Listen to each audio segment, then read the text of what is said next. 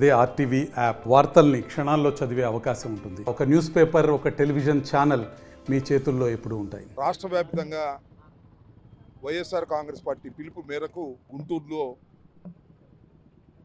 యువత పోరు జరగబోతా ఉంది. ఇదిగో ఇక్కడ మన రాజశేఖర రెడ్డి గారి విగ్రహం దగ్గర నుంచి, పాత స్వామి థియేటర్ సెంటర్ నుంచి యువకులు, విద్యార్థుల తల్లిదండ్రులు, వైఎస్ఆర్ కాంగ్రెస్ పార్టీ కార్యకర్తలు పెద్ద ఎత్తున బయలుదేరి ఇక్కడ నుంచి ఒక 2 కిలోమీటర్స్ కలెక్టరేట్ ఉంటుంది, అక్కడ దాకా ఒక పెద్ద ర్యాలీగా వేలాది మంది వెళ్ళి అక్కడ మెమోరాండం సమర్పించడం జరుగుతుంది.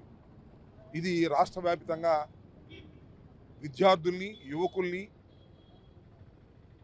తల్లిదండ్రుల్ని, చదువుకునే వాళ్ళందరినీ, కాలేజీలని ఈ ప్రభుత్వం మోసం చేసింది. ముఖ్యంగా fee reimbursement, doctor Rajasekhara Reddy గారు ప్రారంభించినటువంటి ఫీజు రీయింబర్స్మెంట్, దాంతోపాటు విద్యా దీవెన, ఇవన్నీ బకాయిలు సుమారుగా 4,600 కోట్లు ఉంటే కేవలం మొన్న 700 కోట్లు ఇచ్చారు. మళ్ళా బడ్జెట్లో ఒక 2,000 కోట్లు పెట్టారు. మొత్తం 4,600 కోట్ల బకాయిలు తీర్చేటటువంటి పరిస్థితుల్లో లేరు.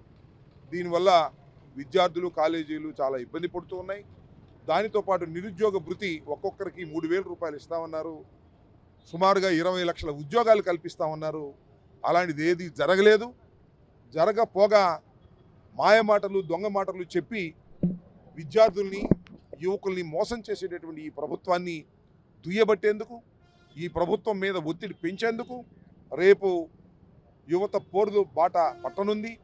దానికి గుంటూరులో, పట్టణంలో, జిల్లా వ్యాపితంగా అన్ని నియోజకవర్గాల నుంచి కూడా మాకు సంబంధించినటువంటి కార్యకర్తలు, దాంతోపాటు విద్యార్థులు, యువకులు వచ్చి పెద్ద ఎత్తున ర్యాలీ చేయబోతున్నాం.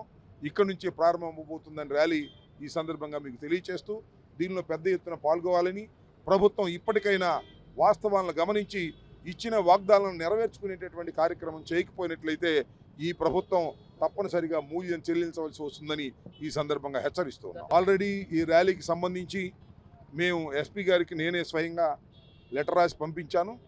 అనుమతి ఇచ్చారని నేను భావిస్తున్నాను. కేసు లేకపోతే ఇంకోటి చేస్తారా? We will face all the things. Already we have given a letter to the SP, concern police officers. Already submit చేసాం. ఈ మైక్ పర్మిషన్ కోసం, ర్యాలీ కోసం, అన్నిటి కోసం చట్ట ప్రకారంగా మేము ప్రజాస్వామ్య పద్ధతుల్లో వారికి అప్లై చేయడం జరిగింది. తప్పనిసరిగా వారు పర్మిషన్ కూడా ఇచ్చారని మేము భావిస్తున్నాం. అనుమతి లేకపోవడం అనేది ఎక్కడుంది? మేము ఆల్రెడీ పేపర్ ఇచ్చాం కదా. అనుమతి లేదని వాళ్ళు చెప్పాలా? సో అనుమతి ఏంటి?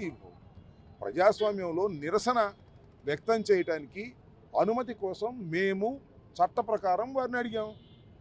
That's all. ఇవ్వలేదని చెప్పండి పోనీ.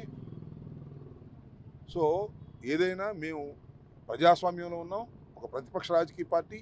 తప్పనిసరిగా పద్ధతి ప్రకారం, ఒక రూల్ ప్రకారం, ఒక సాంప్రదాయాల ప్రకారమే మేము ముందుకు వెళ్తాం తప్ప అడ్డగోలుగా వెళ్లాల్సిన అవసరం లేదు.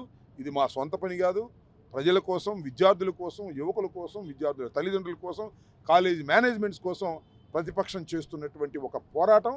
ఆ పోరాటంలో అందరూ భాగస్వాములు కావాలని కూడా ఈ సందర్భంగా నేను మనవి చేస్తాను. మరిన్ని వీడియోస్ కోసం ఛానల్ ని సబ్స్క్రైబ్ చేయండి. లేటెస్ట్ అప్డేట్స్ కోసం వాట్సాప్ ఛానల్ ని ఫాలో అవ్వండి. ఆ లింక్ డిస్క్రిప్షన్ లో ఉంది.